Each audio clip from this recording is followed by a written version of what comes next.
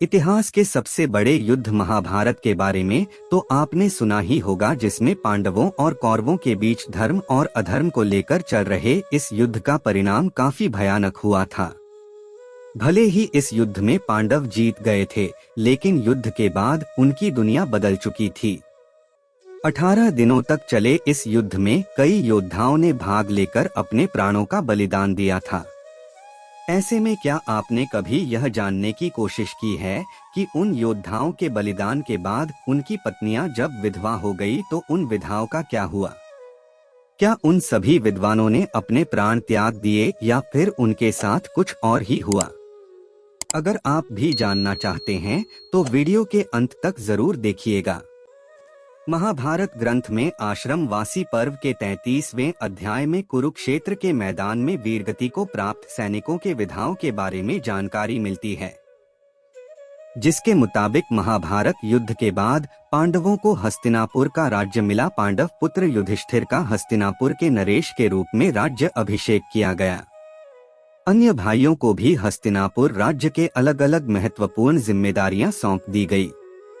युधिष्ठिर के बाद भीम को हस्तिनापुर का उत्तराधिकारी भी घोषित किया गया। प्रजा भी इनके शासन में काफी खुश रहने लगी। पांचों पांडव अपने जिम्मेदारियों को निभाने के साथ साथ ज्येष्ठ पिता धृतराष्ट्र अपनी बड़ी मकानधारी और अपनी माता कुंती की सच्चे मन से सेवा किया करते थे। पांडवों की सेवा से धृतराष्ट्र और गांधारी समय के साथ अपने पुत्रों के शौक से बाहर आ गए और इसी तरह 15 साल का समय बीत गया। लेकिन एक दिन अचानक धृतराष्ट्र के मन में राजमहल छोड़कर वन में जाने की इच्छा हुई। इसके बाद उन्होंने युधिष्ठिर के सामने अपनी इच्छा को प्रकट करते हुए कहा कि हे युधिष्ठिर, अब हमारा मन राजमहल में नहीं लगता, इसलिए हम चाहते हैं कि बचा हुआ जीवन वन में बिताएंगे, तुम हमें वन में जाने की आज्ञा दो। अपने ज्येष्ठ पिता के मुंह से यह बातें सुनकर युधिष्ठिर बहुत ही दुखी हो जाते हैं, लेकिन वह उनकी बातों को डाल भी नहीं सकते थे और विदुर भी युधिष्ठिर को इसके लिए समझाते हैं। जिसके बाद युधिष्ठिर वन में अपनी ज्येष्ठ पिता के रहने के लिए कुटिया बनवा देते हैं और उन्हें जाने की आज्ञा दे देते हैं।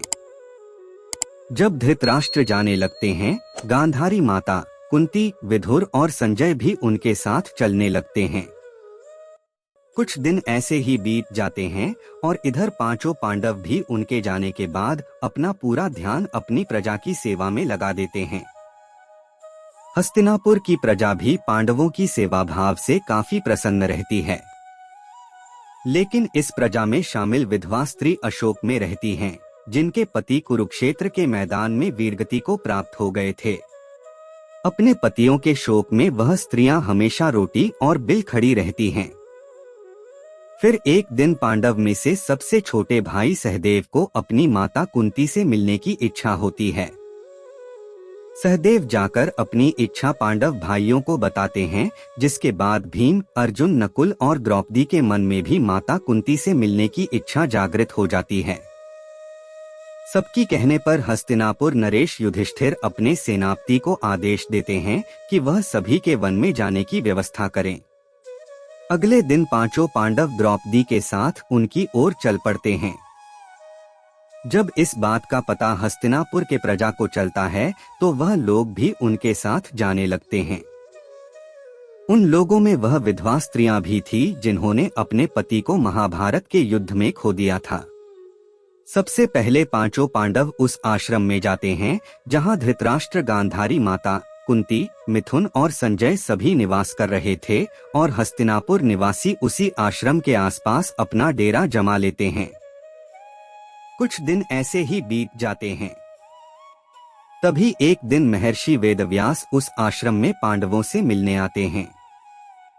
पांडवों से मिलने के बाद जब वह आश्रम से बाहर निकलते हैं तो उनकी नजर हस्तिनापुर के विधवाओं के ऊपर पड़ती है, जो अपने पति के शोक में ब्लॉक कर रही होती हैं। युद्ध में मारे गए अपने परिजनों की शोक में जो डूबे हुए होते हैं, यह देख महर्षि वेदव्यास को बहुत दुख होता है। वह सभी को समझाते हैं कि आप लोग युद्ध में वीरगति को प्राप्त हुए अपने परिजनों का शोक मनाएं। वह सभी इस लोक में है, वहाँ वह सुखी पूर्वक रह रहे हैं और वह वहाँ काफी प्रसन्न भी है। लेकिन महर्षि वेदव्यास द्वारा समझाने के बाद भी विधवा स्त्रियों और प्रजा पर कोई असर नहीं हुआ और वह अभी भी शोक में रहते हैं। तब महर्षि वेदव्यास उन सभी से कहते हैं कि अगर आप लोगों को मेरी बातों पर यकीन नहीं है तो मैं आज आपको इसका भी यकीन दिला दूंगा। आज रात को मैं आप सभी को अपने परिजनों से मिलवा लूंगा। महर्षि के मुंह से यह बात सुनकर पांडव सहित हस्तिनापुर के प्रजा के चेहरे पर खुशी आ जाता है और वह सभी अपने परिजनों से मिलने के लिए बहुत ही ज्यादा उत्साहित हो जाते हैं। जिस आश्रम में वो रहते थे उस आश्रम के पास गंगा नदी का तट था, जैसा कि महर्षि वेदव्यास ने कहा था। शाम के समय सूर्य होने से पहले सभी लोग गंगा नदी के तट पर अपने परिजनों से मिलने पहुंच जाते हैं। उसके बाद महर्षि वेदव्यास अपने तपोबल से महाभारत युद्ध में मारे गए सभी योद्धाओं को वहां पुकारते हैं। महर्षि वेदव्यास के तपोबल से सभी योद्धा एक एक करके गंगा नदी से बाहर निकलते हैं और अपने मृत परिजनों को एक बार फिर से अपने सामने देखकर पांडव सहित हस्तिनापुर के सभी निवासी बहुत प्रसन्न हो जाते हैं। सभी अपने परिजनों से मिलते, उनसे बातें करते हैं और उनके साथ थोड़ा समय बिताते हैं, जिसके बाद उन्हें इस बात पर यकीन हो जाता है कि उनके परिजन इस लोक से मुक्ति पाकर अपने अपने लोगों में खुश हैं। यह बात जानने के बाद सभी के मन में अपने परिजनों को लेकर जो शौक था वह समाप्त हो जाता है।